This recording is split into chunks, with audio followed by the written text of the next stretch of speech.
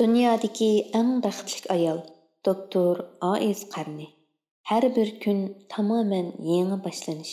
Allah'ның hidayetinden yiroqlashib, marhamatidan ayrilganda aql farosat, kuch-quvvat, go'zallik, bilim qatorliq bu ne'matlar ofat va zahmatga aylanadi. Shunga ulug' Allohdan yiroqlashish faqat yomon oqibat paydo qiladi. Allohmu kishilarni o'zidan yiroqlashning oqibatidan ogohlantirdi. Navada siz ko'chada ketayotganingizda bir mashina o'qdek etilib kelsa va siz bu mashina meni so'qib yetgan bo'ldi deb qarsangiz, u chaqda sizning o'zingizni chapsan qochirishdan boshqa tanlashingiz qolmaydi. Halbuki Alloh o'z bandalariga shundoq tuyg'ularni his qildirishni xohlaydi. Shunga Alloh kishilarning faqat o'zidan panoh tilishni ko'p tavsiya qiladi. Ey Muhammad, aytqinki, Alloh tarafga qaytinglar. Allohga iltijo qilinglar. Men haqiqatan sizlarga Alloh tarafidan kelgan ochiq ogohlantiruvchiman. Sizlar boshqa bir ma'budni Allohga sherik qilmanglar. Men haqiqatan uning tarafidan kelgan ochiq ogohlantiruvchiman. Alloh qaytish uchun bir odam o'zini qaytadan tunimaqi, turmushini yangidan o'rinlashtirmaqi, Parvardigori bilan yaxshi munosabat o'rnatmaqi, texim yaxshilarni qilmoq lozim. Tövendagi duo bu yangi qasamni xuloslagan. Ey Rabbim, sen mening egam. Senden özge egem yo'q. Sen meni yarattın. Men sening bandang. Men kuchimning yetishicha eng zo'r tirishchanlik ko'rsatib, sana bergan qasmimga kapolatlik qilaman. Shundaqla sening va'dangga qarta umidvor yashayman. Sana seg'inib, qilmishlarimning ziyon yetkazishdan panoh tilayman. Menga bergan in'omlaringni, o'tkazgan gunohlarimni e'tirof qilaman. Meni afu qilgin. Chunki senden o'zga gunohlarni afu qilg'uchi zot yo'q. Mubada bir ishda mag'lub bo'lsangiz, umidsizlanmang, azoblanmang, gumonlanmang. Siz hamon masalani hal qilishning chorasini topa olasiz. Hadis sing'anlaringizga tabassum bilan qarashmang bir xil sadiqa. Ayol go'yo ko'kdagi cho'lpon. İffetlik musulmon ayol o'z eriga yaxshi muomala qiladi. Parvardigordan qolsa, o'z eriga bo'ysunadi. Payg'ambarimizdan qaysi ayol eng yaxshi deb so'ralganda mundaq javob bergan. Eri qarsa xursand qiladigan, buyursa itoat qiladigan, o'zi va erining mol-mulkiga qarta eri yoqtirmaydigan ishlarni qilmaydigan ayol.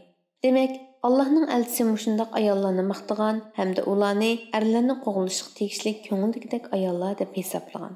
Büyük Allah altın kumush yig'ib, uni Alloh yo'lida sarf qilmaydiganlarga dardlik azob bilan bishorat bergin degan oyatni tushirganda Umar Savbon bilan birga payg'ambarimizning oldiga kelgan va "Ey Allohning payg'ambari, bu oyat sahobalaringizga og'ir keldi" degan. Bu chaqda payg'ambarimiz mundaq degan: "Men sana har kishi saqlaydigan eng yaxshi boylikning nimaligini aytib beraymi? Qaraganda xursand qiladigan, buyurganda itoat qiladigan, ayrilganda omonatga rioya qiladigan soliha ayol." Allah'ның elçisi bir ayolning jannat kirish-kirmasligini uning erini rozi qilgan qilmaganligiga bog'ladi. Bu haqda Ummu Salima Allah'ның elchisining mundaq deganligini rivoyat qiladi. Qaysi bir ayol eri o'zidan rozi bo'lgan holda o'lib ketsa, jannat kirdi. Shundaq ayol bo'ling, chuqur baxtli bo'lsiz.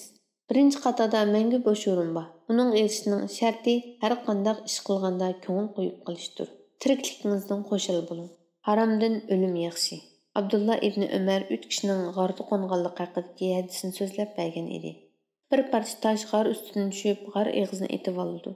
Ularning har bir qilgan yaxshi amallarini tilga olib, ulug' Allohning o'zlarining qutqizib olishini tanlaydi. Ularning ichidagi ikkinchi kishi mundaq deydi: "Ey Alloh, mening tog'amning bir qizi bor edi.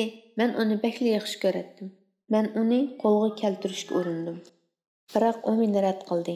Bir yili u qiyinchilikqa, og'ir muhtojlikqa tushib, qishimga yordam so'rab ketdi. Men uningga talabimga qo'shilish sharti bilan 120 dinar berdim. Ammo men uningga yaqinlashganimda u menga: "Allohdan qo'rqin, nikohsiz bundoq qilmagin" dedi. Bu bir diyonatli qiz bo'lib, aslida bundoq yo'lsizlikni qabul qilolmaydi. Biroq namratlik tufayli og'ir kuniga qilib, boshqa tanlashi bo'lib qolmoqqa amalsiz ma'qul bo'ldi. Shundaqdimi yanıla bir navrakisiga hayvatlik Allohdan qo'rqishni eskartdi. Natijada uning so'zi bu kishining qalbidagi iymonni uyg'otdi.